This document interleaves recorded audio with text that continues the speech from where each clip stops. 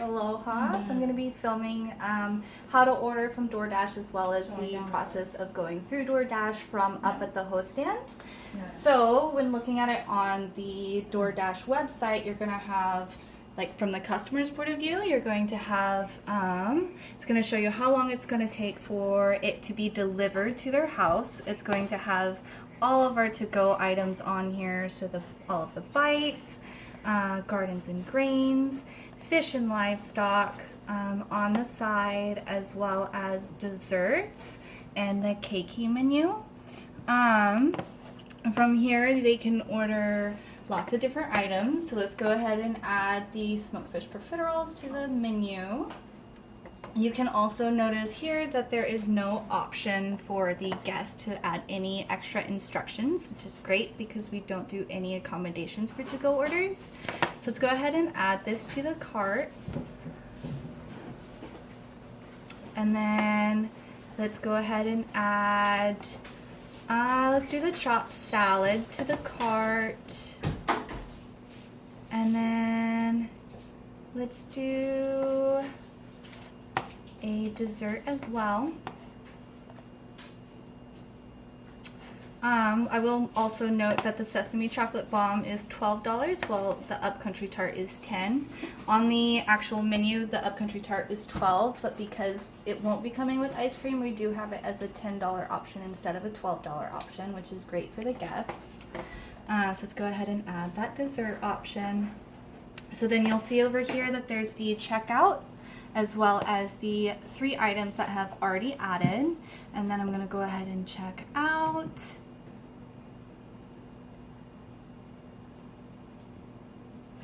And then they just have to mark down the method. They can do pickup through DoorDash. Usually it's going to be delivery, as that's like the system.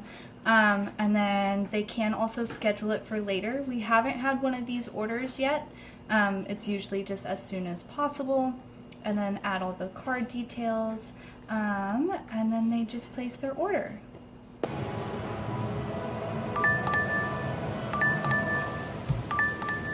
So it makes that little dinging noise so you know that there's a new order.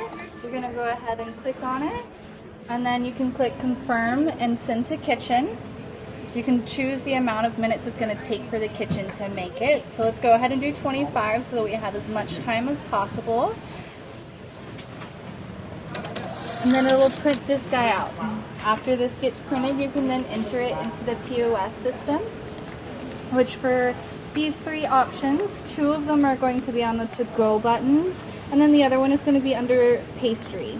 So you're going to want to go all the way to, first you want to click new ticket, sugar room, click the DoorDash to-go button, 1 seats, then we're going to use the custom name of the guest's name, so Albert B.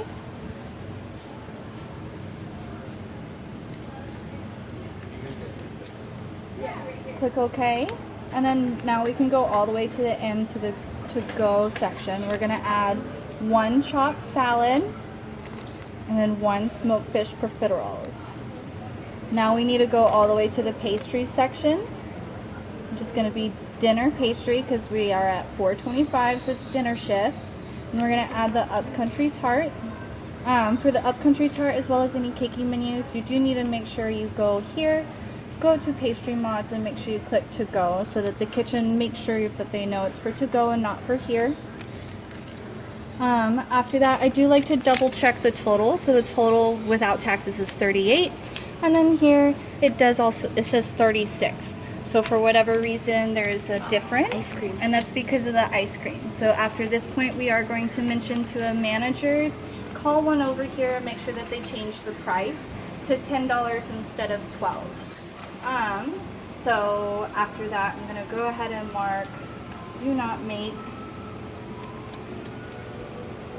After you enter it all in, you're going to go ahead and click OK. That's going to send the ticket to the kitchen.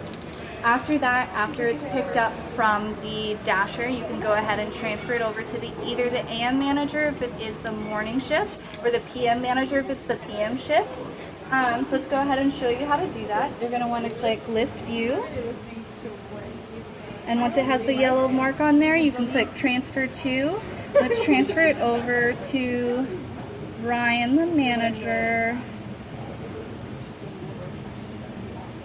I'm then gonna go ahead and go back to that order and mark down that it is DoorDash and not just Albert B, so that they know why it was transferred over to them. So you go back to the custom name and type in DoorDash.